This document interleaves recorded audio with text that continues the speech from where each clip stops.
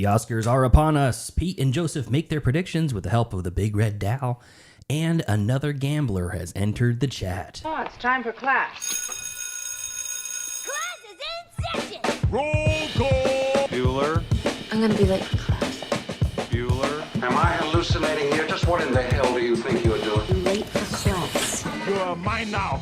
You belong to me. Did you study for the test? No more complaining. No more Mr. Kimblett to go to the bathroom. Nothing. There is no bathroom. Hello, classmates, and welcome to another episode of Middle Class Film Class. I'm your host for today, Pete. And I'm Joseph. And today we got a bang-up show for you, and welcome to everyone on YouTube Live and otherwise, and of course all the audio-only listeners that have migrated or have not migrated over yet from podcast land. So, how you doing, Joseph? What's up, buddy? I'm doing good, doing well, doing solid. Yep. Yeah. We have plans after this. We have big plans. Yeah. After this, We were going to see the...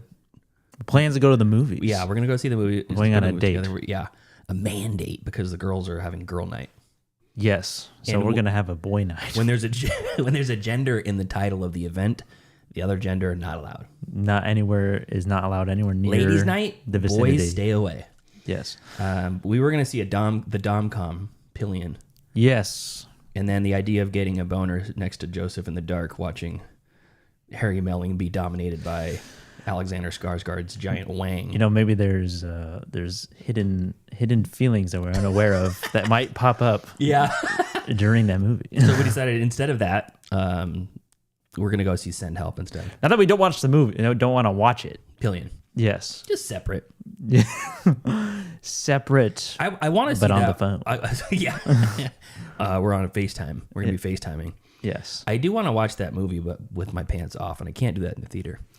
Not without some of the consequences. Yeah. Well, if I was in 1970s Brazil, it might be a different story. Oh, yes. Big news in my world. Oh, yeah. My short film got accepted to its first film festival. Hell yeah. Hell yeah. Good job, dude. Right? That was this week? Yeah. Yeah. Just the other day. Yeah, just is on Monday. No, Tuesday, I think is when I found out. Yeah. Yeah. The Indie Short Fest that takes place in Los Angeles. It's a primarily online festival with like an annual event every year that is like it nominates essentially the movies that were selected each month throughout the last year, and then those are screened for like all day one day screening, and then there's an awards ceremony at the end for those movies in each category. Yeah. So for the month of March, my short was selected for comedy, for best editing and best acting duo, and the best editing and best acting duo was per their recommendation. That's cool. I haven't heard of those categories. Best acting duo. Yeah, it gets very granular, that festival. That's cool. I dig that. And so for the month of March, it was shortlisted to be nominated to then be potentially awarded. So the nominations will come out in a few weeks, maybe 2.5 weeks, something like that. So hopefully have some good news in a couple more good news in a couple weeks, and then the next film festival I will be hearing from by next Friday the 13th, is the Milwaukee Film Festival. Nice. Milwaukee Film Festival. Means the good land in Algonquin. Which at that point I'll be deciding if I am or am not going to Milwaukee. Next month, because that's when it is. Oh, really? Yeah. If you go, I'll make the commitment now. If you go, I'll go with you, and we'll go see Garrett. Garrett, former guest on this show. Actually, he wasn't a guest on this show. He was a guest on Tyler and Company. Oh yeah. He called in, and we asked him his thoughts on Crosby, Stills, and Nash. Well, Tyler did, because he's the host of Tyler and Company. Oh yeah, that's right. When's that coming back? Well, that dude, we and just Tyler don't know. himself. I know. First, we have to get Tyler, and then the company. Yes. The company itself. The company is the we of the communist. Yeah. The we. We've talked about for the Oscars. We briefly talked about like doing an Oscar show, Oscar watching thing. I don't know. Something with Tyler potentially. I don't know. I haven't brought it up to him at all, but at least I haven't. No, I haven't talked to him about it. But we'll see at the Minor Manor. Yeah. So speaking of that, you want to get into some Gab and Chatter? Yes. Let's do it. Find some chirp in ye, lad. Now's the time for gab and chatter. Gab and Chatter movie news of the week. Today, we're not going to be talking about news stories. Instead, we're going to be talking about our Oscar predictions. And I wanted to show, go ahead and switch over to this. Oh, hold on. Wait. Gotta turn off the turn that off. There you go. There we go. Okay, same screen we used for the trailer. Yeah. To be in the second half. So, listener Dallas, who is famous on the show for Somehow, this drop, the movie gets a B. Yes. and also this one too. Well, I guess I'll go De Niro. Which is funny because as we've learned to get him more, that's the voice I think of Dallas as. The first version, it doesn't seem to sound like Dallas.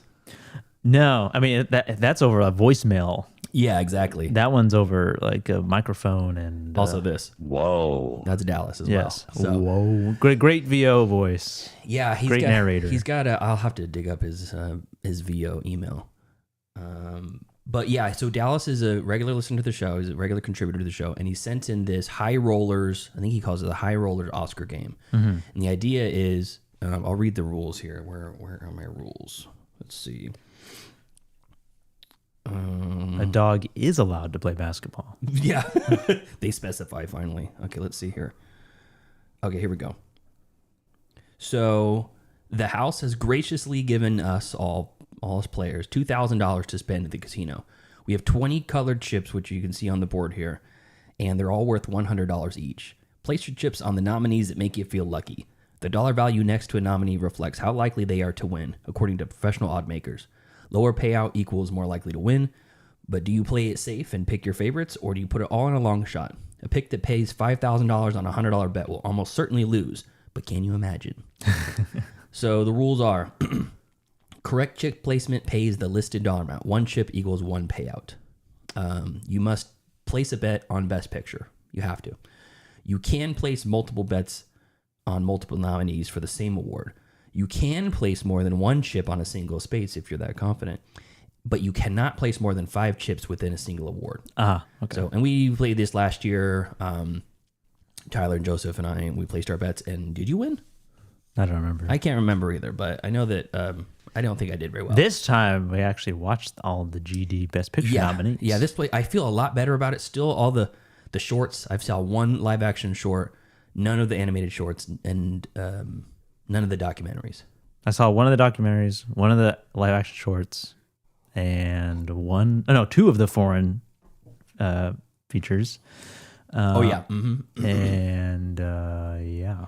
So we just made our bets downstairs. We put the poster-sized 20 by 30 print, and Dallas was gracious enough to email this to me so I can print it out for myself, and we can place our bets and make a bid out of it. So Dallas, thank you, buddy. Appreciate it. Dallas also does trivia in his local hometown, I think somewhere in Utah.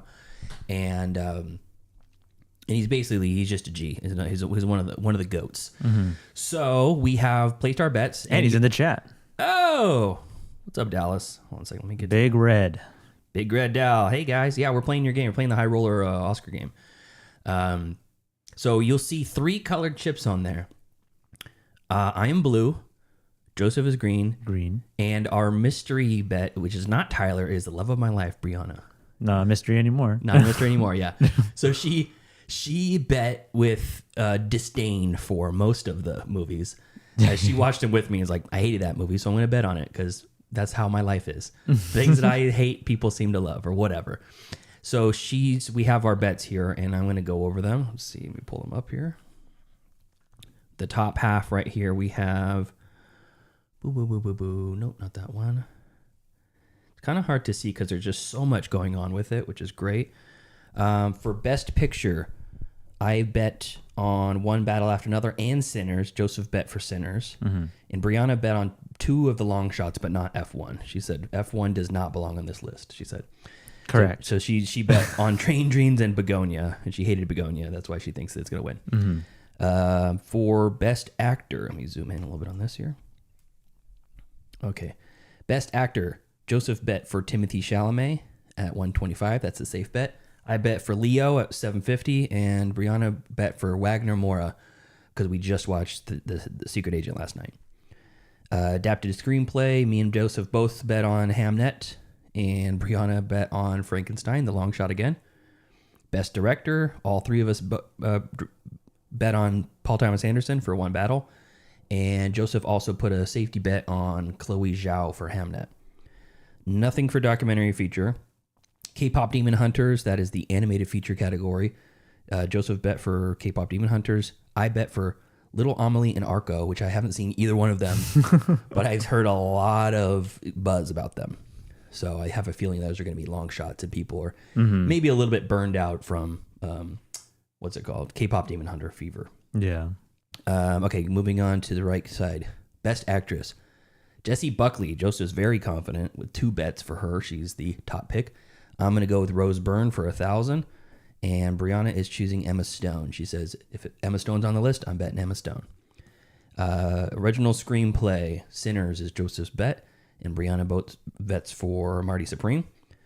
And cinematography. Joseph and Brianna and myself all bet for Sinners. That's the safe pick.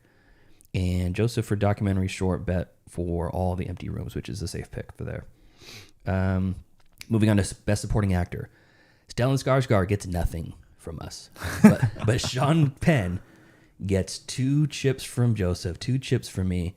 I can't see them bet on there, but I think it was something like 500 or 550 or something like that. Mm-hmm. So that'll be a good payout of it. And I called him early as a really good contender for it. I think he's so memorable in that role. Yeah. And then Brianna for Jacob Elordi is in From Frankenstein. Best Supporting Actress, Brianna votes for Tiana Taylor, and I vote for Amy Madigan as Aunt Gladys from Weapons. Moving on to the lower half. Oh, yeah, let me switch it up here. Yeah, let's get to that one. Let me open up that. Okay, lower half on the left column. International film. We've both seen Sentimental Value and Secret Agent, but I have not seen any of the rest. The voice of Hind Rajab, Sarat, I heard is really good, and It Was Just an Accident gets nothing from us. But Joseph bets for both Secret Agent and Sentimental Value. Brianna votes for the Secret Agent. Best, what is that? Best something in hairstyling. Makeup and hairstyling. Yeah, I was like, what are the Makeup and hairstyling. All three of us bet for Frankenstein, and Brianna puts a big bet on The Ugly Stepsister, which she banned from watching. She will not watch that because she says in one of the trigger warning sections that somebody's gets their eyes poked out. Oh. Or eats worms or something. The tape is a tapeworm. The tapeworm, that's it. It's tapeworm. She eats a tapeworm. She will not watch anything with either one of those in it. Okay. Yeah, worms or eyes getting poked out, or beheadings. Oh, beheadings. She doesn't like beheadings either. Yeah, weird. Yeah, I know. Okay, best original song. You don't like beheadings? I know. What's your problem? It's like you didn't even grow up in the 90s watching ISIS beheading videos. Golden from K-pop Demon Hunters. It feels like the safe pick, and it is. It's by a long shot in the lead. Yeah. I think that it's not going to get best animated feature, but it is going to win this. That's why I bet it against it for animated feature. But original song, that was Joseph bet 2 for that. I bet 1. Best sound, Brianna and I bet for Sinners, and Brianna long shot for Frankenstein. Sound for Frankenstein, huh? Yeah, That's interesting. Like, we got to put something there. Yeah. Avatar, Fire and Ash, Brianna bet for best visual effects. None of us have seen it. Okay, nothing voted for live action short. Costume design, I'm betting on the safe bet for Frankenstein. I think that's a lock. Original score, Brianna bets for Sinners and for Frankenstein, which is a long shot. And I'm going to bet One Battle. I think that Johnny Greenwood score is just bangers. It's just so fucking good. And I actually bet twice on that. Best editing, Brianna puts the bet on for Marty Supreme. I'm going to bet for Sinners. I think that there's enough in there with the back and forth, a little bit of the time jumps, and then also that fantastic dance scene that will lend towards some people to look favorably upon it. And then production design is the stacked category. The Frankenstein, yeah. 2 for Joseph, 1 for me, 1 for Brianna. So that's it. Those are our bets. Locked and loaded. So what do we do if we win or if we lose? What do we do if we win? Yeah, what do we do if we What whoever do we, wins? What do they get? Brianna will not participate in any shaming. In any shaming? If she's the one being shamed, she will shame us. If She wins and we lose. there's only one. Well, I guess unless you tie, there's only one winner. Yeah, as I'm saying, I think the winner will maybe assign like a punishment movie or something like that. And she would do that, but You have to watch The Ugly Stepsister. oh my god, yeah, we have to watch All Jacked Up and Full of Worms. Oh god. Yeah, You gotta eat a tapeworm. that's the last thing she needs. She needs to eat a reverse tapeworm. Yeah, what's the one that gives you stuff? Doesn't take. They should call it a takeworm. Know what I'm saying? Oh wow, very good. So thank you, Dallas. I don't know if you're still in the chat, but that's always fun to do this. This is our second year in a row, and I don't know how many years in a row you've been doing this. But Yeah, it's fucking great. we did do it last year, right? Yeah. I was a little bummed that there was no casting category on there because I'm calling Marty Supreme for casting. Yeah. I am. Yeah. I mean, Sinners is a good bet too, just because like Delroy Lindo. I mean, it's definitely like it's an ensemble movie, so it leans into it. Whereas, like Marty Supreme is like it's just Marty, and then everybody else is Yeah. like the extras. Yeah. But Odessa they, Zion. they do a lot of they stand out a lot. Like Yeah, like Fran Drescher is a weird pick for her mom, and she's great. yeah, His uncle and Steve Ballmer Yeah. and all the other people. Mm-hmm. It's like that's a fucking really interesting. Kevin cast. O'Leary, Yeah, Tyler the that's what I mean, Creator. Kevin O'Leary, not Kevin. Steve Ballmer. Who's Steve Ballmer? I don't know. That's the first time I I heard think that he's name. also in the Shark Tank. Mark Cuban. Yeah, Ballmer. Why'd they put Mark Cuban in this? Yeah. Yeah, he's just one of the bald rich guys. Oh, he's the former CEO of Microsoft. Steve Ballmer. Ballmer. Ballmer. Oh, His okay. head looks like a ball. Oh, He's bald. and Murr. Yeah. So, anyways, that's exciting. Yeah, though that's next Sunday, Yeah, a week from tomorrow. the 15th. Yeah. Do you want to do No Other Choice this week? Yeah, so I guess we'll just jump ahead. The snub. Yeah, it's kind of fitting I think so. to watch that as like the leading up to the Oscars, since it was snubbed for everything it could have been nominated for, which would be international and best picture and I don't know, maybe actor, I don't know, but I guess we'll find out. but yeah, I am curious about it. Editing. Is it editing for sure? I feel like it. Chandwick Park always has those crazy transitions. Yeah. Do you see what was the last one that he made? Decision to Leave. Yeah, do you see that one? No. That's some really good editing in that. Yeah. They're really interesting storytelling too. But yeah, we should. Yeah, I think we should do that. All right, cool. Is it available anywhere? You can Let's rent see. it. Let's see. No Other Choice. No Other Choice. We're gonna do. Let's take a look. It is only for rent. $15 rent. Ow, my wallet. Since we don't really have any news stories, do you want to talk about, now that we've had we watched all the Best Picture movies, how you feel like can you switch over to the one that shows the Best Pictures? The one we were just. The image. Oh. The top of the top half. Oh or yeah, whatever. yeah. That way we can see it. God, it always switches here. There you go. Okay. So we have One Battle, Sinners, Hamnet, Marty Supreme. I honestly feel like Begonia and F1 could be replaced with No Other Choice or No Other Choice, or trying to think if there's any other really good movies I watched from 2025. Let's look. Eddington. Yeah. I mean, I feel like there's a lot more going on with that movie, and it's timely enough to where I could see it. Oh, let me look at my list here. Yeah, I'm looking up the 2025s right now. Let's see here. Predator, Killer of Killers. Superman, Weapons. The Gorge. The Gorge. 28 years later. Bone Temple. Was 28 years later 2024 Yeah. or 2025? No. 28 years later was last year, but Bone Temple was this year. Was 2026. Is it? Yeah. Oh, really? 20 oh, yeah, you're right. 28 years later. You're right, because I remember people saying, Sans the coming bone. out early, which is not a good sign. Sort by when rated, average rating, your rating. Here we go. Okay, so I had Twinless also up there. Oh, yeah. I love Twinless. Maybe Testament of Ann Lee. Eddington. Oh, The Monkey. Clown in a Cornfield. Yeah. Troll 2. I don't really have anything else.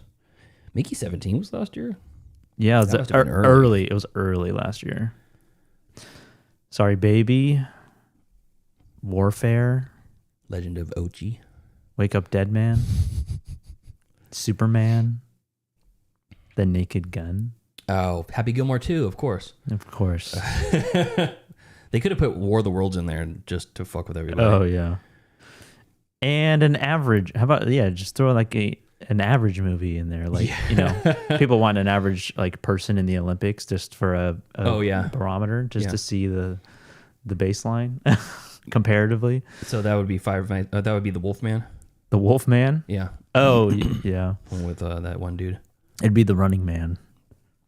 I still didn't see that yet. Yeah. Yeah, I would say take out Begonia, put in a Testament of Ann Lee, and take out Train Dreams and put in Eddington. Train Dreams? Yep. Don't take out Train Dreams. Put it in Eddington. Take out F1 Begonia. That's what I said, F1 and Begonia. You said Train Dreams. Oh, well, fuck Train Dreams. Just kidding. Yeah, you're right. F1, that's what I meant to say. F1 and Begonia, get them out of there. Yeah, I don't know. You still think Sinners or One Battle? What? I know we bet on. Oh, like what I think, or Yeah. more like what I want to win. Yeah. I hate to be like that guy. I just want F1 to lose. But honestly, It will lose. Like Sinners, Mari Supreme, Train Dreams, Hamnet. Now Sentimental Value, and now Secret Agent. Like honestly, I'm like perfectly happy with any of them. Any of those winning. That's cool. Like I'm not like oh Begonia really like I'm not like, well, maybe it could have gone to somebody else, but I'm not like super upset about it. I don't have hatred for any of these. Like all of them were really pretty much good to really good, like range from good to really good. So What movie was Ethan Hawke nominated for Best Actor? Blue Moon. Blue Moon? Yeah. Blue Moon? Yeah, Linklater movie. Oh, that's the one where he's like old and he wanted to make that with him like 20 years ago, but he wasn't old enough yet or something. Yeah, he plays like it's like a biopic, I think. Oh. He plays like a singer or something. That's Song Sung Blue. I get those two confused because Song Sung Blue, which is the Neil Diamond tribute. Yeah, with Hugh Jackman, and we always get Ethan Hawke and Hugh Jackman confused. Yeah, I think Ethan Hawke could have been off of that. I haven't seen the performance, but put on Dylan O'Brien from Twinless on there. He doesn't. That movie shouldn't be nominated for Best Picture, even though I fucking loved it. But he was really good in Twinless. People have been saying that Jesse Plemons should be in the actor category For Begonia? from Begonia. Yeah. Which He was good. He was good. Which I agree with. I don't know Well, who did you take out? who's in it right now. Wagner Moura, Michael B. Jordan, Ethan Hawke, Leonardo DiCaprio, and Chalamet.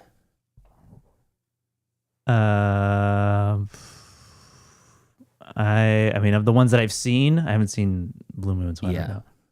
So take out Leonardo Ethan Hawke. DiCaprio. Oh, really? Yeah. I bet on Leo for this one.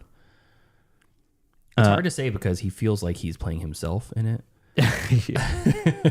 Even though I know he's nothing like that in real life. Well, maybe. I mean, he's What do I know? supposed to be a revolutionary, but he's like the opposite of a revolutionary He's an idiot stoner. in real life. Yeah, well, that's true. He's sucking Bezos's balls. Yeah, building fucking hotels in Israel or something. Yeah. Is it Israel or Dubai? Israel. Oh. I'm pretty sure. What's the difference? But yeah. Any other things that stuck out to you that you kind of feel like were snubbed? The music from Mario Supreme, the score from Mario Supreme was snubbed, in my opinion. I don't remember the score too much. I remember the soundtrack. The score was like incredible. I remember the score in the final match in Japan was good. I remember that a lot. No, yeah, there are like there is music in it, like needle drops. but like the score itself is incredible. And then Testament of Van Lee for like wardrobe or production design or something. Could have been some original score there too. Yeah, Original song maybe. since it is music yeah. based. I think Dylan O'Brien should have been Best Actor and Best Supporting Actor because he played 2 roles. That's my hill I'm dying on, is that Dylan O'Brien was snubbed. Yeah. And he should be an Oscar nominee by now. What if they nominated Logan Lerman instead on accident? Logan Lerman. That's really funny. Yeah, I don't know. I can't think of anything that. Best Supporting Actor, Conan, snub. Wait, Joel Edgerton wasn't nominated for Best Actor. No. Well, he should be in there.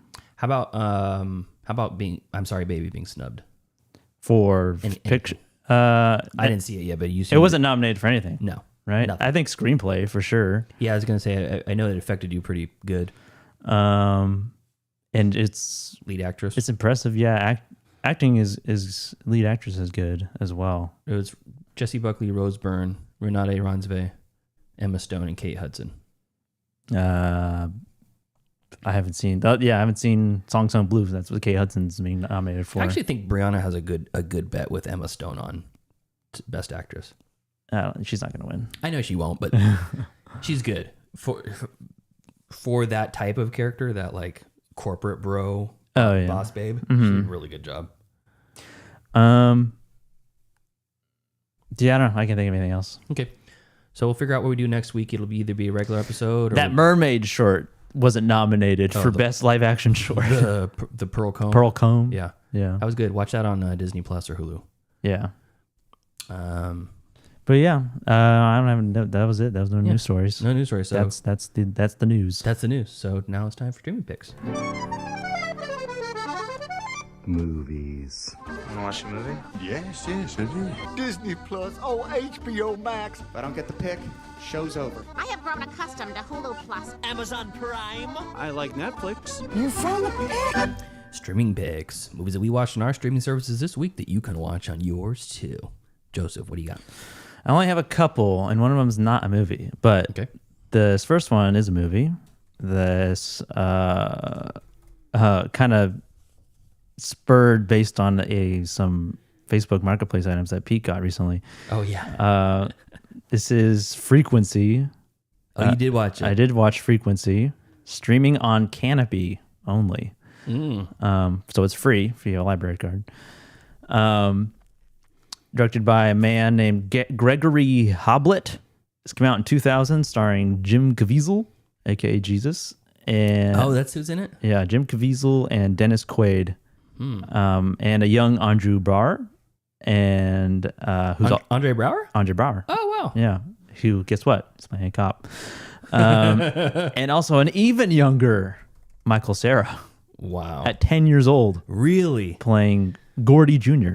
He's in like That's so weird. He's in like one scene. Okay. But I was like, I saw him and I was like, is that Michael Cera? And then like you see him again, you're like, oh my God, it's Michael Cera. He's so small. He's tiny. He's tiny. I can hold him in my hand, put him in my pocket.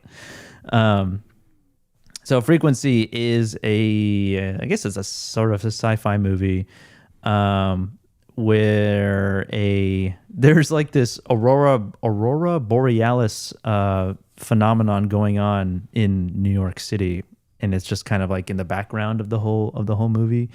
And Dennis Quaid's character is in the 50s, no, it's the 60s. He's in the 60s and he's a firefighter, and he's putting on this New York accent. He's got like this like very like sitcom-y, stereotypical, like what you think of a New York accent, and it's a little over the top. Okay. So it's kind of humorous. Is Dennis Quaid? Dennis Quaid is here. Yes.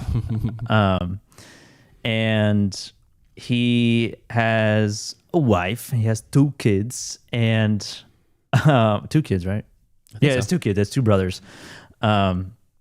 And he has this ham radio that he introduces to them, and then we see Jim Caviezel in the following scene, and then you're wondering who this guy is, and then you're realizing, oh, he's one of the sons, and then we're like 30 years later, and then he finds that ham radio, and he's like, I remember this thing, and he hooks it back up, or he gets it fixed or something, and he's picking up a signal. He starts talking to this guy.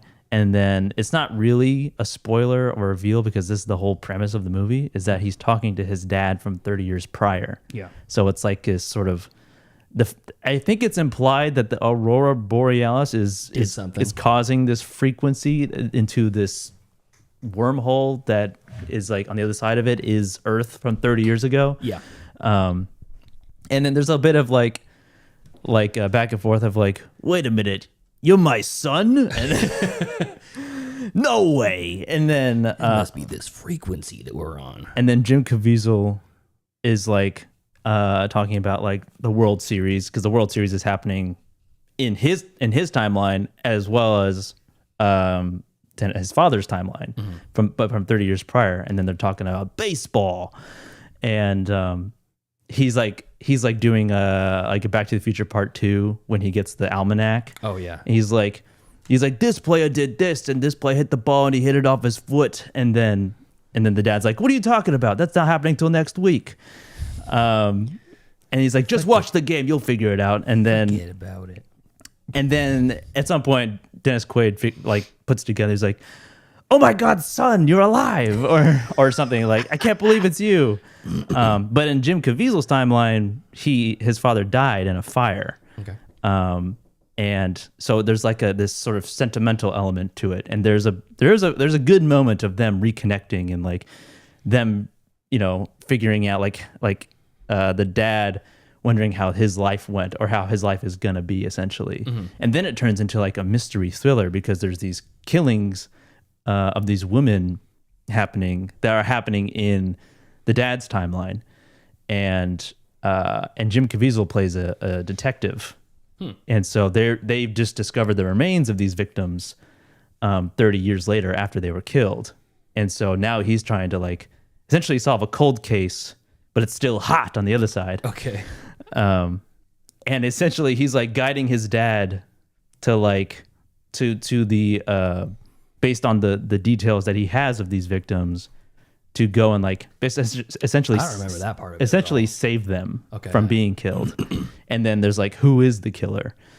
And it's kind of it's a really interesting way of like, it's a really interesting, I guess, time travel movie, but there's no time traveling involved. It's more just time communicating. And they can like, he can change his own future in real time because based on like the decisions they make or the decisions that they agree to, like, okay, take your wallet and put it underneath this floorboard where you're not going to touch it for like 30 years. And so he like puts it in like a wrap. Yeah. He puts it under the floorboard, like just like really like where no one would go and look for it. Yeah. And then like instantaneously he goes into that same location, opens up, and there's the wallet. So yeah, I remember that scene. Yeah. So it's like this time portal like handoff that is, I thought it was a really unique kind of like cool idea. Yeah. So it's kind of like, it kind of reminded me of Looper a little bit. Okay. There's that element of like eliminating yourself, like you're like dismembering like the future version of you, and that kind of comes into play later in the movie. Yeah. And overall, like it was a good, like, this is 2000, so essentially late 90s still. Yeah. It was like a entertaining like late 90s thriller that I've like never heard of before. And I will say though that the ending of this movie is like one of the corniest things I've ever seen. It almost feels like it turns into a faith-based movie. Oh. Okay. It was so bad.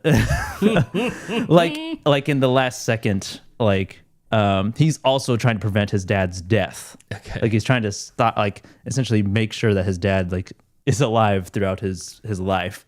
And the wrap up, as you can imagine, like this sort of corny, like happy ending. His dad sort of essentially comes back in a way. And I didn't like that very much. I was like, all right. I hated it. I feel like you. I mean, I guess the person that you are throughout the movie, you're kind of like a shitty person. You're like you were maybe not so present in your relationship, and maybe that is a result of your dad not being there for you growing up. But at the same time, I don't know. It was a cornball at the end for sure. But overall, like 90% of it was entertaining. And that's streaming on Canopy, and that's Frequency. Okay, Frequency. Yeah, I saw that when I was a kid, and I the whole thing started because I got these shortwave walkie-talkies. They're from 1974. I got them on Facebook Marketplace. And they look great. They look like something you'd see in Stranger Things or whatever. Yeah. And where I showed Joseph. And I've been collecting all these like vintage electronics. Like, we got to use this in a movie. We got to put this in a movie. Yeah. What are we going to do with It's this? freakishly long antennae. Yeah. And then when they're huge. And then when you extend the antenna out, it gets bigger and bigger and bigger. And it's like I mean, what do you think? 15 feet? 12 feet? Something like that. It's a ridiculously long antennas. Yeah. Like you wouldn't be able to open it up in a room. No. Like all the way. No. When you do, you're like, okay, the ceiling fan's on. Watch out. Yeah. So we're like, we could make a short one based off of this. They're pretty humorous. Is there anything that's similar to this? Yeah, kind of Frequency. Yeah. Yeah. In terms of like we spitballed some ideas. Yeah. Communicating with the past. So that's Frequency. I would recommend it. It's definitely like a Sunday afternoon movie for sure. That's a good call. And my next streaming pick is not a movie. It's a new series on HBO Max, put out by A24. Actually, it's a unscripted reality series, and it's called Neighbors. And each episode covers 2 sets of neighbors, and there's 4 episodes so far. And it is just like putting one crazy person that lives next to another crazy person, and then that hate each other essentially. Like they do something in their yard, or they one of them just like feeds stray cats, and there's like 9 cats out there, and that just bothers the neighbors. Some of them are like, one's like, you seem more like the villain in this story, but that's not to say the other person, whatever they're doing, isn't also crazy. Yeah. The first episode, you have like it takes place in the middle of fucking nowhere, where it's like neighbors. There's like the next house over is like a half a mile away. Okay. But they have all that land, right? They have like their property lines. Yeah. And you're just putting these people in these situations. And they usually have some sort of like mediator involved, or they obviously want them to like have some sort of communication with each other, and they want to see what their interactions are like. And it usually ends in hostility. It usually ends up, God dang it, he's doing this. I know he's doing it just to piss me off. it's not far off. It's literally not far off. Some of them are a little bit conspiracy theorists. The first episode has like these ultra mega I don't know what you would call them, hippies essentially. MAGA hippies. And then you have the other neighbor is like this TikToker who just does like characters you would think is also MAGA just based on his appearance, but then you're like, I don't know if he is MAGA actually. Very porn. What? And their beef is like he built a fence around on a quote unquote public road, and there's like horses that need to like pass through the fence, but they can't because it's blocked off. Okay. And then there's some great characters in this. If you've seen It's Florida Man. It's Florida Man, Yeah. where they essentially do reenactments with actors. This is pretty much like that, except they're not actors. And the way that the way that the show presents each of these like subjects, I like how they're not people. Yeah, They're just subjects. Is like it's really like making fun of both of them. They're not painting them anyone in a good light necessarily. Okay. And the way that they film it too, like they have this I don't call it a gimmick, but it's like throughout the series so far is that they have like those 360 cameras where the way that you can like I guess like view it is like it's like this really wide, super wide, super fisheye. Yeah. They use that a lot, and that is like a really, it's really effective in when they use it for comedy. But it's very entertaining. It's just to watch these insane people argue with each other.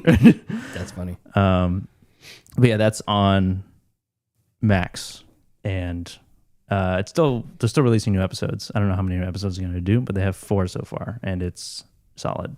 Cool. Okay, let's see. What do I got? I watched a couple of comfort movies this week, and then The Secret Agent. So okay, nothing groundbreaking, but I will talk about a couple other movies after that. Deep Blue Sea. Watch that again with Brianna. Nice. One of the greatest fun shark movies of all time. Mm-hmm. Everybody knows Jaws is the greatest shark movie of all time. Some people say it's one of the greatest movies of all time. It's like a perfect script. I don't know about all that. I think that's become like very popular to say Jaws is like this perfect movie made by an early filmmaker, and it's like it is undeniably great, especially for how young Spielberg was when he directed it. But Deep Blue Sea is a great alternative for the fun side of the shark movie. Yeah. And it's surprising the cast. I forgot how interesting the cast was. The lead female scientist, somebody I recognize her, but I can't put her in anything really. But then there's Thomas Jane, LL Cool J, yeah, Sam Jackson, LL Cool J, Michael Rappaport, Stellan Skarsgård, and I could have sworn there was one more in there. Thomas Jane, yeah. Thomas Jane, yeah. Michael Rappaport, I don't think I knew who Michael Rappaport was when I saw this when I was younger. Mm-hmm. And then, he became who he was now. So, super fun movie that is streaming for free on YouTube TV. We have it on physical media, so we watched it on that. It's great. Tropic Thunder, watch that as well. Mm-hmm. That is a Canopy and or Paramount Plus and or Hoopla, all for free. I'd still stand by that. This is one of the funniest movies of all time. It's so good. It has so many great characters, and each character is unique. Apparently Trump or some Trump used Tropic Thunder in some. Yeah, it was the White House. The White House. White House's Twitter account. What did they use? They used the Rex Grossman like dancing. Oh, and it was a hype video for war, basically. Like, get excited, we're at war. Just fucking smooth brains. Oh my god. Oh fuck. Yeah, and Ben Stiller retweeted and said, "Take this shit down. Our movie's not your propaganda machine," or whatever.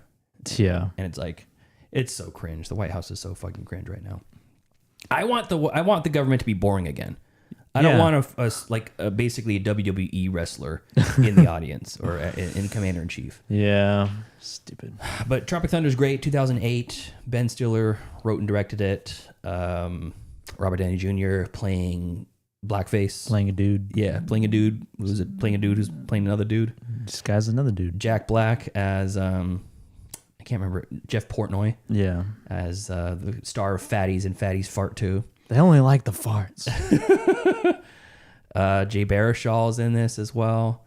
Brandon T. Jackson. Haven't seen him since then, but he plays Al Pacino, who's great in that. Matthew McConaughey, Tom Cruise, Nick Nolte, Danny McBride, Steve Coogan, Bill Hader. Oh yeah, yeah. Tobey Maguire. for a hot second. Yeah, 4-time Emmy or Oscar-winning Kirk Lazarus. An MTV Movie Award Best Kiss winner, Tobey Maguire, in Satan's Alley. That was so. I saw that movie in theaters with my parents Oh, great. With my dad, it would have been fine. Yeah, sure. Just with my dad. But my mom was there too. Oh, my God. And she hated every second of it. That doesn't surprise me at all. Yeah. I rented this on Netflix when it was a send away. I had it for send away disc, and me and my old roommate Slim, we popped it in, and we're like getting popcorn ready and gonna sit down and watch. It was my old condo in Fairfield, and we put it on, and it instantly started playing the trailers. We're like, oh shit, no menu. Went right to it, and we're like, what kind of shit is this? It was the Booty Sweat commercial. It was the first one. It's like the Booty Sweat, and then Satan's Alley, and then no Scorcher, and then the Fatties Fart 2, and then Satan's Alley. And we were like, what is this shit? What is this? And it's perfect because the first one, you don't recognize the guy who plays Al Pacino. Yeah. So you're like, hey, it's selling as an ad for a busted nut bar and a Booty Sweat drink, energy drink. It was like a Four Loko. So yeah, it's so fucking great. You can watch that wherever. I'm not shedding any light on any new, breaking new ground here or whatever. But I do have some movies that maybe would have been missed that came out this year that are now on streaming for free. So first up on Hulu, Rental Family, starring Brendan Fraser. Oh, it's on Hulu now? On Hulu now, Sick. That's right. And Philip is a struggling American actor who lives alone in Tokyo. He decides to try out for a rental family agency in which he is hired to play different roles in random people's lives. As he develops relationships and has fleeting moments of connection, Philip begins to lose touch with what is real and what is performance. Looks interesting. So, Yeah. Looks very heartwarming. Yeah, I would hope so. And probably very sad. Yeah. So that's Rental Family. It's streaming on Hulu. You can also rent it for $5 on Amazon Prime. The aforementioned Blue Moon from 2025, streaming on Netflix right now. Nice. So you can watch that. Nice. Rick Linklater movie, starring Ethan Hawke. Who else is in this? Bobby Cannavale, Andrew Scott, Margaret Qualley, Patrick Kennedy. I don't recognize anybody else. Should be interesting. Blue Moon, streaming on Hulu as well. It Was Just an Accident. Oh, it's nice. That's a foreign feature. Yeah, that's up for Best foreign feature. foreign feature. Yep. Don't know anything about that one, but that's on Hulu. Song Sung Blue, if you want to torture yourself or you really like Neil Diamond. That is streaming on Peacock. I've heard nothing about it. Is it good? I've heard vastly different reviews. Some people say it's absolute dog shit and they cringed for the first 30 minutes, disassociated for the last 30 minutes, and debated whether to turn it off for the final 30 minutes. And then I have a friend who's into music and he loved it. So hard to say. But that's Kate Hudson and Hugh Jackman. Yes. In a Neil Diamond cover band. So we already got that. It's called Saving Silverman. Yeah, it's called The Diamonds in the Rough. So that's Song Sung Blue. That's streaming on Peacock. Okay, next up, The Running Man. If you haven't seen it yet, it is streaming on Paramount, Fubo, MGM, and Philo. What? Yeah, what the fuck? But Paramount, if you want to watch, if you still have Paramount. Okay. Yeah, so I will watch that eventually. And you don't need to rush on that one. Yeah, I still want to see it because I didn't love the first one. And first one's way better. Yeah, it's or the original. The original, yeah. But yeah, there's some movies that I missed this year that maybe you missed too, and they're streaming for free now. Sick. Okay. Anything else, Joseph? No. Okay. All right. Thank you to our cool ass yard duties over on Patreon. That's Javier, Heather, Michael, and Chris. And thank you to Dallas in the chat for also for chiming in, saying hi, and also for providing the High Rollers Oscar betting movie game. Really appreciate it, buddy. Thank you. Until next time. Thank you for joining us as we gab and chatter. We make our Oscar locks, and we talk about the movies that we think do or do not deserve to be in the Oscars this year. Follow us later on today or later on in the week as we review The Secret Agent, starring Wagner Moura, directed by some guy whose name I can't pronounce. Follow us on Facebook, facebook.com/MCFC podcast, and send us an email, mcfcpodcast@gmail.com. Follow us on Twitter @PodcastMCFC and on TikTok and Instagram @MiddleClassFilmClass. That's right. All right, thanks for tuning in, everybody. We'll see you soon. Bye. See ya.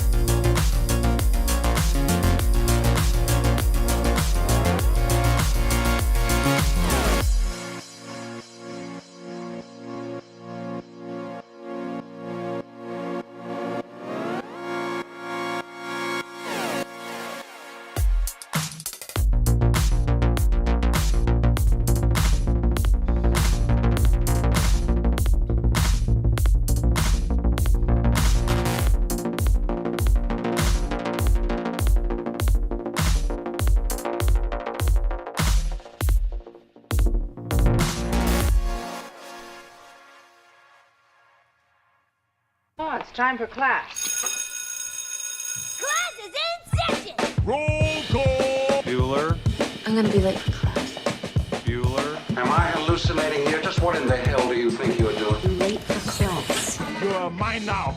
You belong to me. Did you study for the test? No more complaining. No more Mr. Kim left to go to the bathroom. Nothing. There is no bathroom. Hello, classmates, and welcome to another episode of Middle Class Film Class. I'm your host for today, Pete. And I'm Joseph. And today we are rounding out our mission to watch all the Best Picture nominees before the Oscars and making it just in time. Yeah. And this week we're watching The Secret Agent. Essa é a pessoa. Eu quero Yes. buraco na boca. In the mouth. There's already a hole there. No teu caso, é o que eu mais quero resolver. Tem matador me procurando? É isso que você está dizendo? Tem.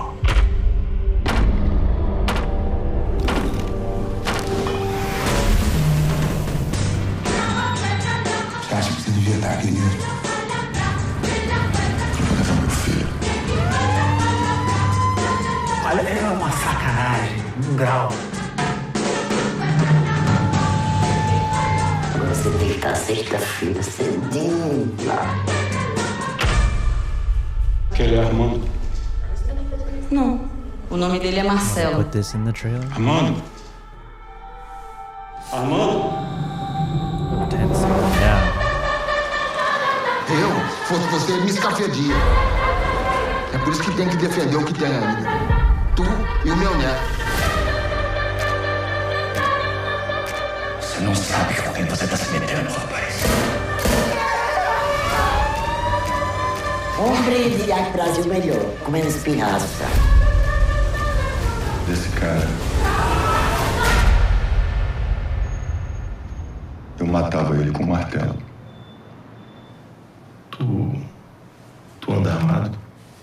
Não, mas eu sei usar um martelo.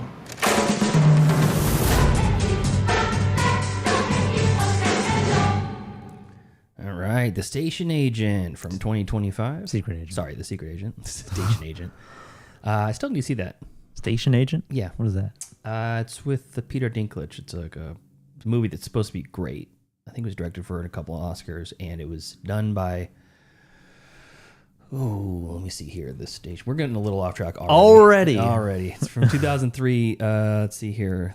The reason why it is a unique movie is that it's directed by Tom McCarthy, who the same year that came out, he also was nominated for a Razzie, I think.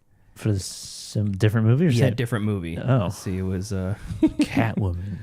Yeah, I don't know what it was. Let's see. Producer, writer, director, Tom McCarthy. Why is he not even shows? Oh, it doesn't even show director. That's so weird. They nerfed his directing credits because of that. Yeah, I don't know. I don't even know what it is. But anyways, so Secret Agent. Here we are. Back to The Secret Agent. Yes. This is starring one Wagner Moura, directed by Kleber Mendonça Filho. Also written by the same gentleman, and that name did not sound familiar at all to me, but I have seen Bacurau. Also but featuring Udo Kier in that. Oh, okay. Yeah, it was really good. I don't remember a ton about it, but I remember like really enjoying it. And this one says, in 1977, a technology expert flees from a mysterious past and returns to his hometown in Recife in a search for peace, as he soon realizes the city is far away from being the refuge that he seeks. So, what do you know about this before watching this? Before watching it? Yeah. Almost nothing really. I didn't know it was a period piece. I feel like I knew it was, like a period piece, but I knew nothing about the plot. I had assumptions about it, but those were wrong. I didn't even know it was a foreign language film either. Oh, really? I thought it was British for some reason. British. Yeah, Secret Agent, you know. Oh. Yeah, so it's kind of Tinker Tailor, but in Brazil. Yeah, a little bit. And, you know, when we were just watching the trailer just now, and you said, oh, they're showing this scene. Mm-hmm. It really does go to show that if you go in 100% blind to something, yeah, you get to experience the movie in a different way.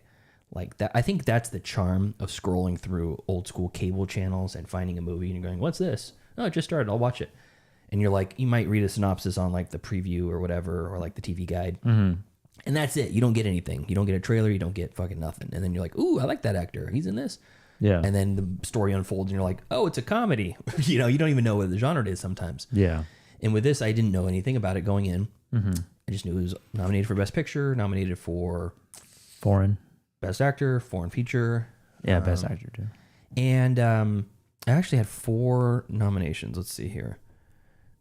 Acting, Picture, Foreign, and what? Editing? No. Casting. Casting. It's in casting? Oh, okay. Nominated for Best Casting. And when you give your initial reactions, I'll look at the casting because I would like to see that. We skipped over that.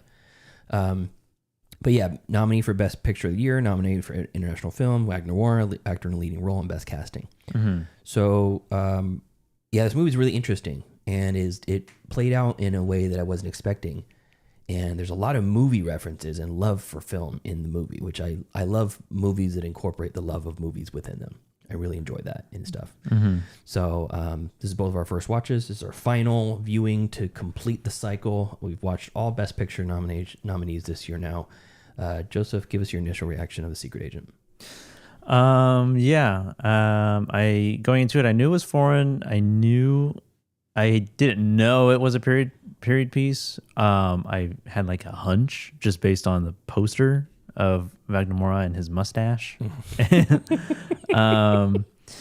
And I was not entirely sure on the genre of movie. I kind of heard that it was like a comedy, or it had comedic elements to it. So I was like, okay, so is it like a really dark comedy, or like a dark, dry comedy?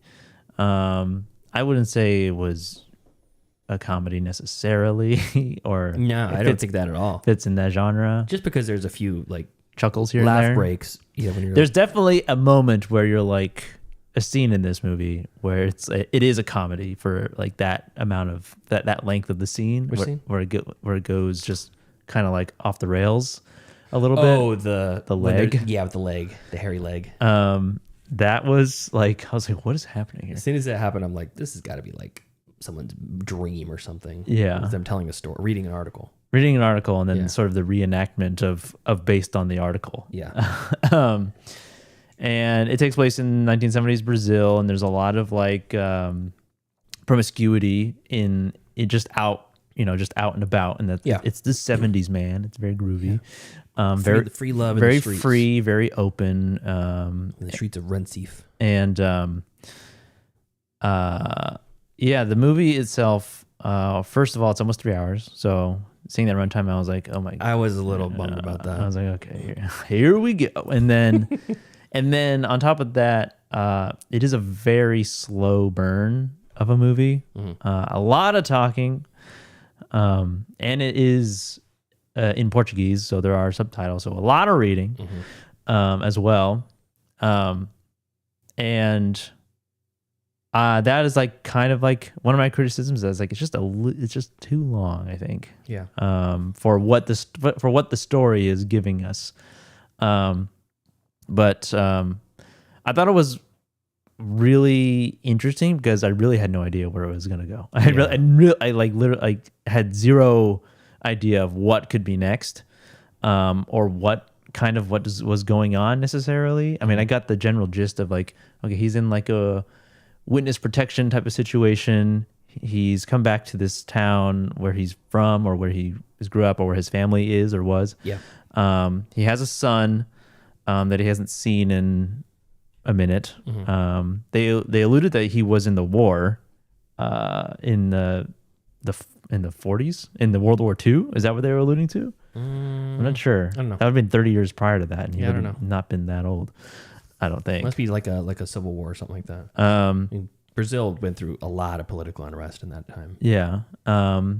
There is like in the background of Brazil. It's like there's a dictatorship going on, and at the same time you have the total opposite of that with the free love and everything happening. So that's the environment in which it's set in, and it's a lot of really great production design in the outside world.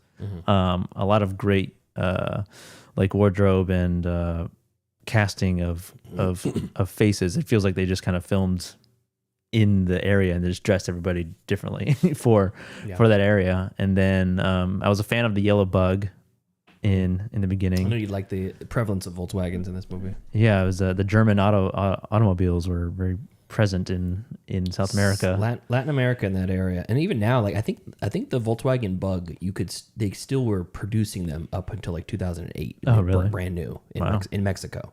Crazy. Yeah. Well, it definitely takes a minute for stuff to start kind of happening, or for you to start kind of figuring things out, and like, okay, what are they talking about? What are they doing? What's his goal? And why are they after him necessarily? You know, for a minute I was like, was he like a cop or something? And yeah, I kept waiting for it to say who the secret agent is. And the title is a little bit misleading. Yeah, because there isn't necessarily a secret agent. He's not like the what you think of when you think of like a 007 secret agent. No, he was like a journalist or scientist. Oh yeah, he was a professor. Yeah, because he invented some things and he was trying to patent them, and that one asshole was saying, "Oh, you can't do that because this is government money or public money, and you can't." That old fuck. Yeah, which he has a point. Like if you were getting government funds, public funds basically, to research things, and then you take that and patent it and you make a ton of money off of it. It's almost like if you're working for Microsoft and you're doing work for Microsoft, and then you discover something and patent it, they own that patent. Yeah, the public owns the patent in theory. Yeah, so that was the one part of it. Well, this is your review, but that part stuck out to me as a little bit. I don't know the specifics of it, so yeah. But then once thing, I mean, about, it's kind of like, it sounds like this is like a point against it, but it's like, once you're like 75% of the movie in, and once you're 2 hours into this movie, then it starts getting good. It does snowball. This is a snowballing type movie. Yeah, it's a very Sisyphus, and you're almost to the top of the hill. And then it does get pretty tense in a moment, like they show in the trailer, which I thought was really like well done, and the use of the split diopter. A couple times. I'm not a huge fan of split diopter most of the time, but in this case, I feel like it worked well. What do you think? Like it's like a flex almost. No, it's just sometimes it can be very gimmicky. Yeah, that's what I mean. Like you're like, hey, look at this. Yeah, we got a split diopter. I like spotting it though. It's fun. Yeah. It's very like, it's almost surreal because it just doesn't make any sense. Like that thing up close to the camera being in focus, and that thing far away from the camera is also in focus. Well, there's this blurry line right in the middle. But it worked in this case, and the way they used it in when he like sees his son. That was a great shot. When he sees his son, watching his son like play in his room for the first time, and then in that super tense moment, when that guy is calling out his name, and like like when he says it out loud, when he goes Armando, it's like he knows that he obviously shouldn't respond, but like he just pauses for a second, and it's like pretends to keep filing papers. Yeah, pretty rough. Yeah. And then it gets super violent. All of a sudden, it just kind of just like ramps it up a lot.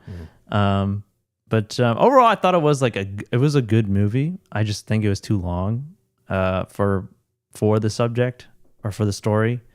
And it was a very warm movie. Yeah, very warm. And I liked that feeling throughout the whole thing. The sort of Brazilian, like 70s Brazilian like surf rock almost. Yeah, that's kind of what it sounded like.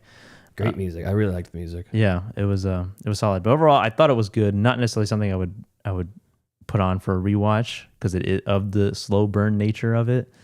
But I thought he did good. I thought Wagner Moura did great. I like his. He's got a presence, like an allure. You know, it's like Pedro Pascal. You really want to watch him. Yeah, and I liked his like Civil War was the first thing I seen him in, I think. Or I mean, Puss in Boots. He does the voice for Death, which I didn't know who he was at that point. But yeah, he's got a certain je ne sais quoi, as they say. But yeah, overall it was good, but not something I would be in a hurry to necessarily recommend or rewatch. But yeah. Yeah, definitely a little long, and I felt like a lot of it. I really liked the constant theme, and we talked about Jaws in the first half of the show. And it's like this movie. The movie is set in 1977, and in 1975 is when Jaws was released. His son constantly wants to see Jaws. Yeah. The police chief kind of reminded me of the mayor of Jaws from Jaws. He's wearing that ridiculous blazer. Yeah, he's like going into that the morgue or whatever. Yeah, and he's got like the open shirt. That too. Yeah, and he's got lipstick on his lips and his like confetti all over him and stuff. Yeah, it really paints a wonderful picture of Brazil in that time. Oh, it's also taking place during Carnival. Which Carnival just ended, basically. Yeah, and it's like a weeks long celebration. Yeah, people are, and when he shows up to like basically the stash house or the safe house or whatever, they're like, the old woman's like, oh yeah, they've been partying for 2 days straight, haven't slept for 2 nights, just been dancing the entire time. I'm like, yeah, that's how they stay in shape over there, just dancing. And they're like, it's like everyone's allergic to the top button of their shirt in this movie. yeah. It's a cardinal sin. You can't. They just rip them off in the store. Yeah. You only get the middle and down buttons. You could tell the tourists when they have the top button. Yeah. People who are not from there. Yeah. But yeah, I thought it was a gorgeous movie. A lot of the camera movements were very good. You can tell that, I'm going to butcher this guy's name unless I look it up Kleber? again. Yeah, Kleber Mendonça Filho. You could tell that dude has been, he's been making shit for a long time, and he's very comfortable making really interesting looking movies. And the thing that I think I didn't like the most was that I'm going to spoil a little bit of the ending here, but the finale doesn't feel like a finale. There is a finale, and then you're waiting for something more to happen from it. And the finale is more like when the shooting happens in the square. Yeah. And then you're like, oh, cool. Okay, so how's he going to get out of this? Or is he going to get out of it? And then it flashes back to the present, which we haven't even mentioned. There's research students that are listening to these like tapes in modern day. They're listening to the tapes about these people, historical figures from the revolution. And in the 70s, it's like the government was under military control, dictatorship.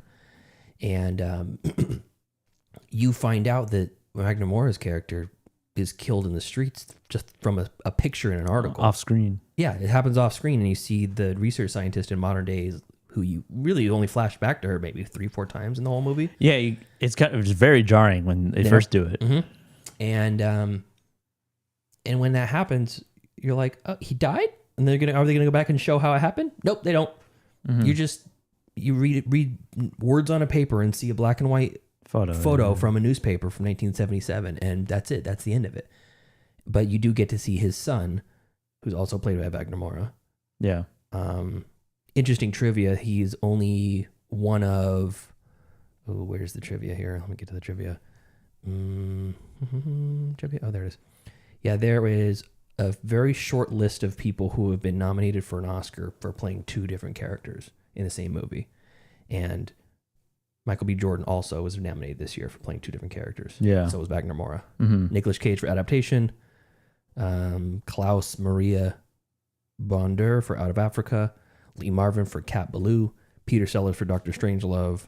Charlie Chaplin for The Great Dictator. And Jose Ferrer for Moulin Rouge. Rarefied air. No Lindsay Lohan from Parent Trap. Apparently she wasn't nominated. No Austin Powers from... Not nominated. Or Mike Myers from Austin Powers. Yeah. No Eddie Murphy from Meet the Clumps. Yeah. Or Nutty Professor. Meet the Clumps. Yeah. So anyways, that ending was really disappointing for me because...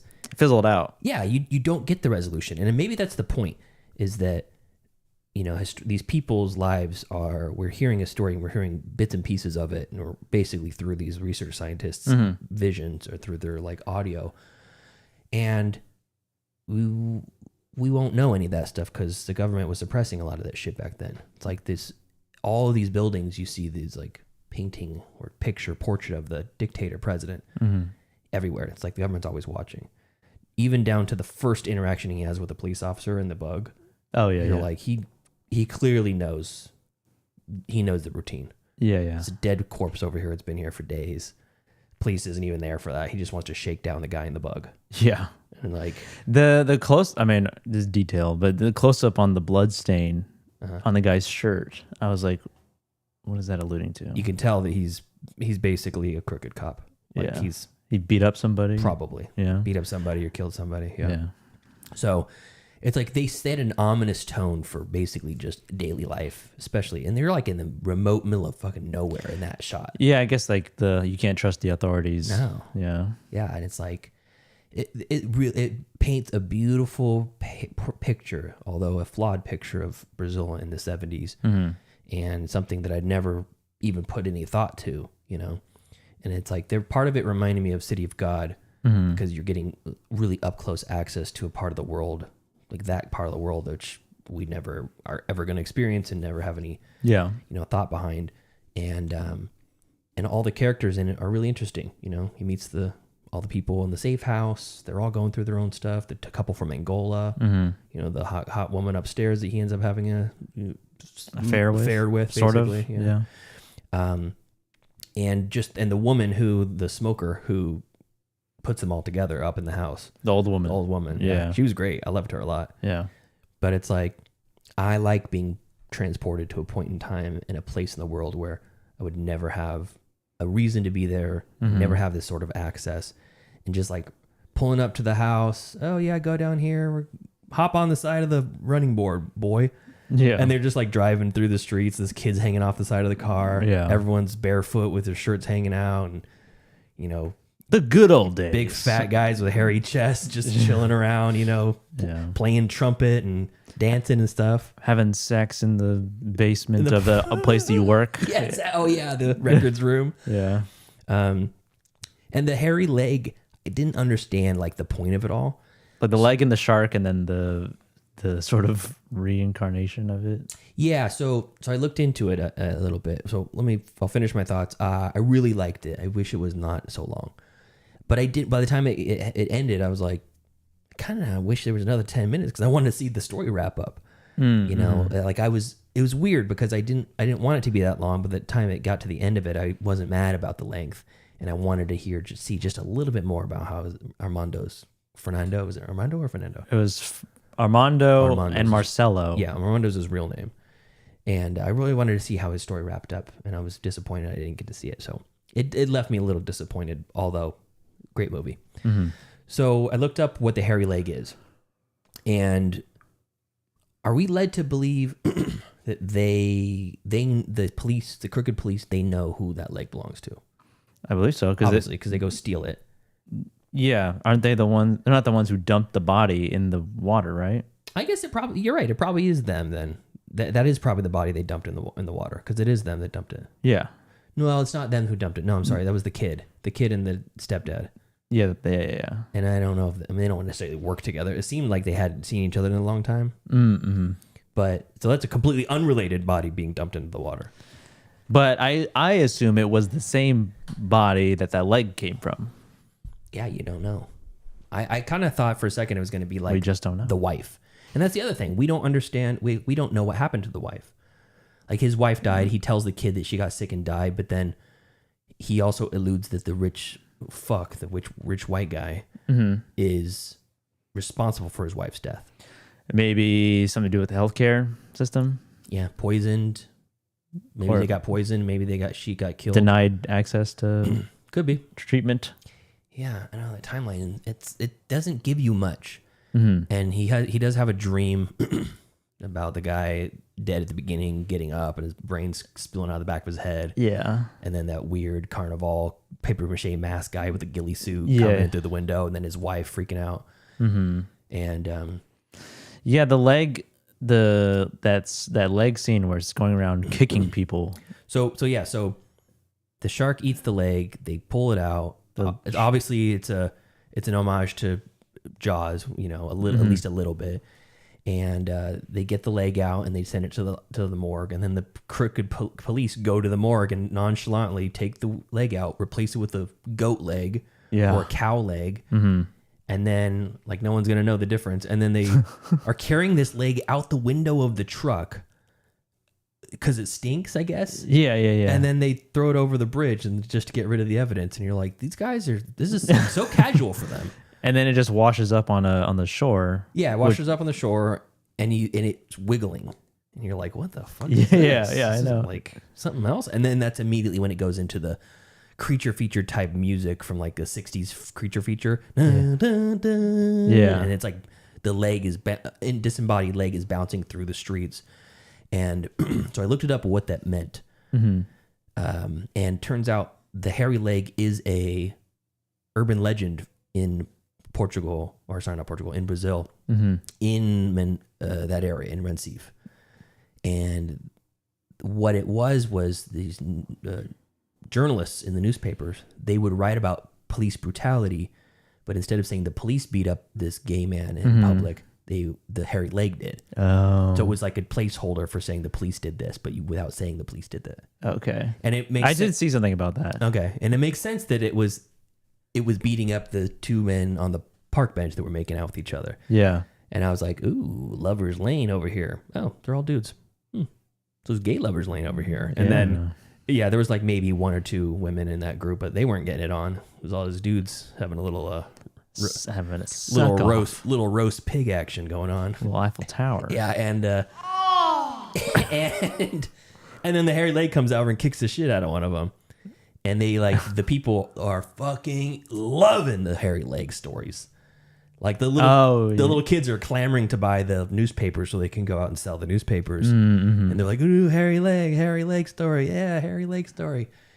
And I'm like, is this have anything to do with this random leg? It almost seems like they're unrelated. Like it just happens to be a leg here. And didn't look particularly hairy when it was coming out of the shark's mouth. Oh, yeah. You know? I mean, it was all wet. So yeah, that's just sort of kind of tells you, like, it's giving you lore of the 1970s Brazil and like the way that they had to sort of work around the police brutality or journalizing the police brutality of gay people, and also adding this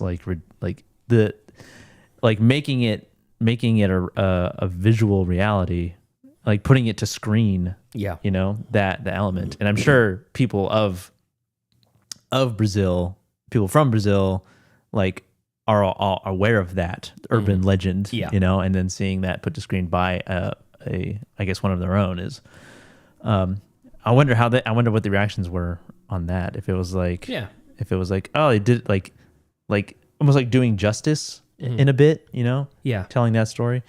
I feel like a lot of this movie was that, like giving a story and a voice to people who history forgot about in a way, you know? Yeah, or didn't even know about. I know very little about South American history. Yeah, I wonder how many people in Brazil still talk about that, you know? Oh, or yeah. How many people? And because half of the movie, he's looking for like a single record of his mother. Yeah. And that there's also no payoff to that either. Mm-hmm. And you hear the story from his son, you know, in the present day or whatever. But it's like he's looking for that, and the story is telling these forgotten story about a person who's been persecuted by this dictatorship government in Brazil history. Yeah. And giving no closure to that at the same time. So it's almost like, we're going to tell the story, but we're not going to give you the full thing because we don't know. Yeah. So you're not going to know. So I know. And then there's like three different timelines. There's like the main timeline of 1977, and then there's like the one before he left, right? Yeah, it's like 6 years prior or something like that. Yeah, where he has that whole conversation with the evil white dude in the dinner scene. Yeah. In the dinner scene where they're like talking about communism and capitalism. Mm-hmm. He's like, I'm not a communist. Are you capitalist? Are you capitalist? Well, I'm more of a communist than a capitalist.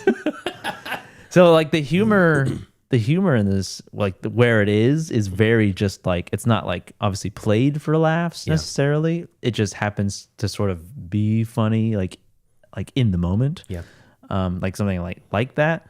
And it's not like, because I heard things that people were saying like, oh, I didn't expect this to be like kind of funny, you know? Mm-hmm.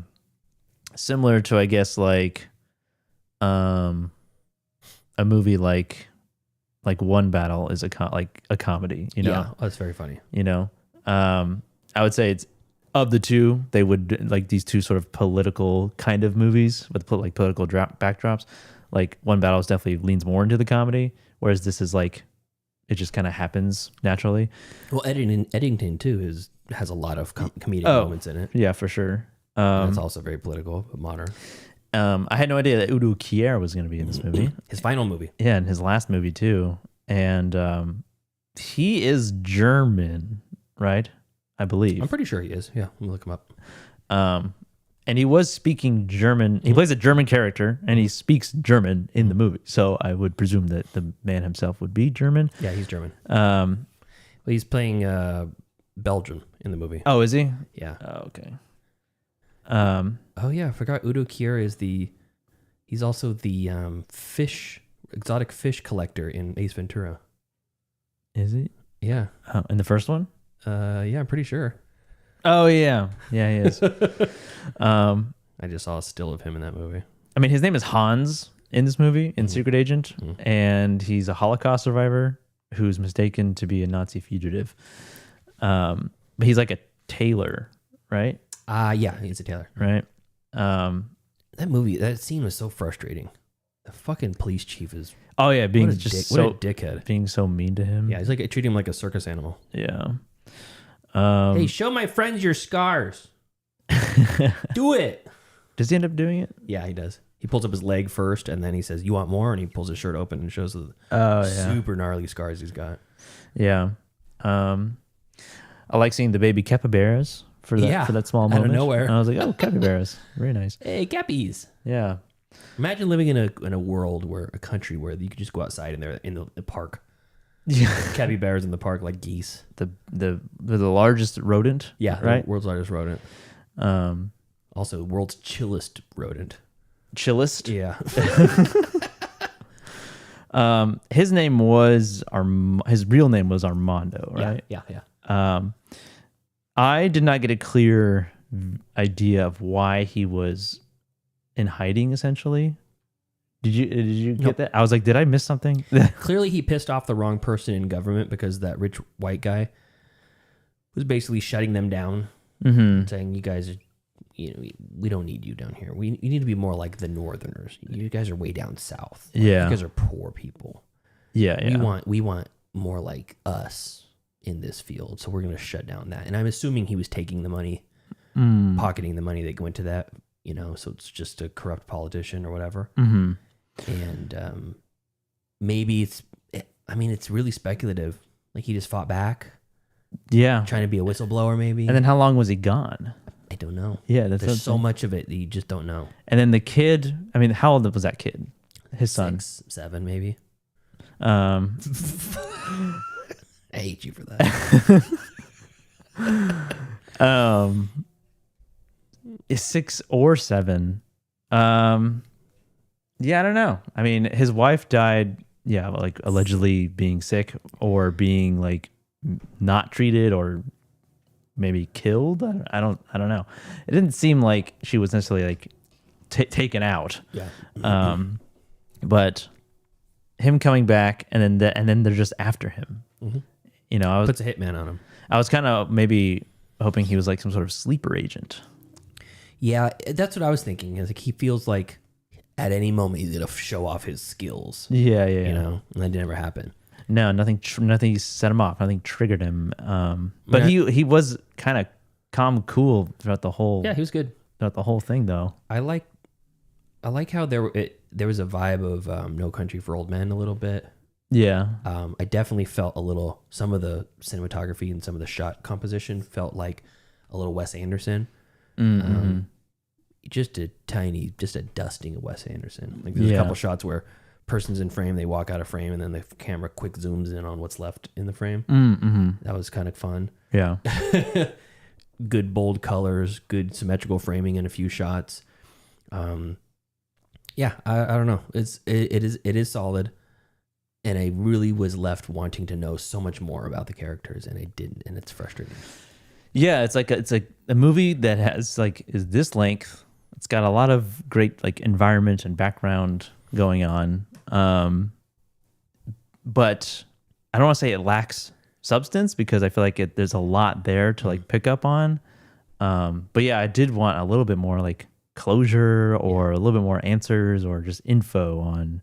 If it was a Hollywood movie, it would have been tied up in a nice bow. Yeah, and you would have seen how the characters finish their story, and 10 years after, they're now the mayor of Recife, or whatever. Yeah, and especially with the end, with the son being, he's like a doctor, and then this is the building that was a theater, right? And now it's a medical building. Yeah, it's a blood bank. Yeah, that felt like something there, poetic in some way. You know what? It's a symbolism. This was the theater that he wanted to go see Jaws in, or he did. He did go see Jaws in. Yeah, his grandpa took him to Jaws one day randomly. He was having all these shark nightmares, and his grandpa decided to take him, and he saw it, and then the shark nightmares went away. Oh, okay.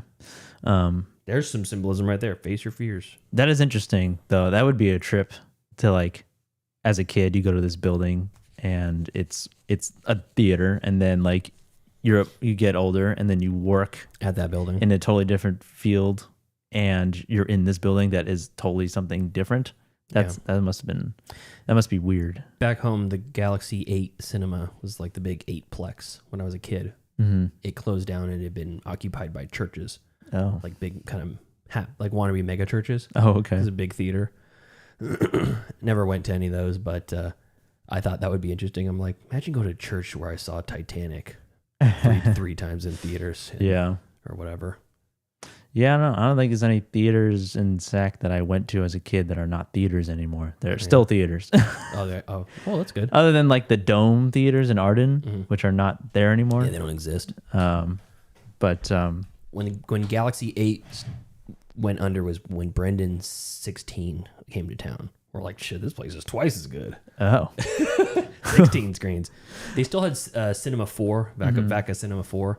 It was a 4-screen, and you could get $2 Tuesdays. You can go watch old movies on re-release and stuff. Oh, okay. That was fun. Yeah. That turned into a church too, though. I wish the ending had a little bit more. Me too.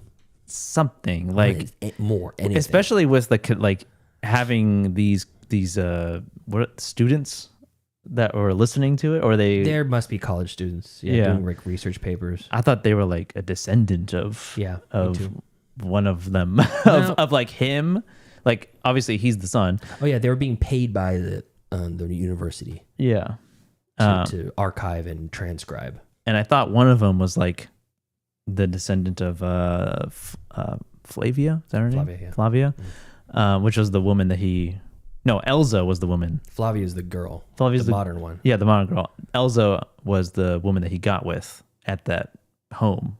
No, Elza was the one who was putting in witness protection. She was different from the woman at the home. Because remember on the phone, the guy said, Elza is the most important player. Remember Elza. And then she shows up to the movie theater to interview him on the cassette tape. Oh, okay. I can't remember her name, but the attractive one he sleeps with, different woman. Okay. I thought they had a thing, and then she had a kid, and then that could happen. I was like, oh, now they're siblings. Now they're connected somehow, related, but they didn't know it, or maybe they still don't know it, but we know it. She's too young for that, though. Yeah, I don't know. I was like, a granddaughter? I have no idea. No, it's too far removed. Anyways, you want to grade this? Yeah, let's do it. Go ahead. Like an A, like a B plus. Yeah. Yeah. I'm gonna go A-. Yeah. Yeah. It was mainly because, like, if the runtime affected me negatively, it probably would drop down to a B-. Man, it's beautiful, though. Great sound, great music. Acting was great. All the characters are memorable. The Hitman, father-son Hitman combo was memorable. Yeah. I mean, the tense scene, the one tense scene. From that, and then the chase that follows it was really good. Yeah. But yeah, I'd say A-. I think it's intentionally frustrating, the lack of story wrap up. Yeah. Which I wanted more. I didn't get it. It's tantalizing, you know?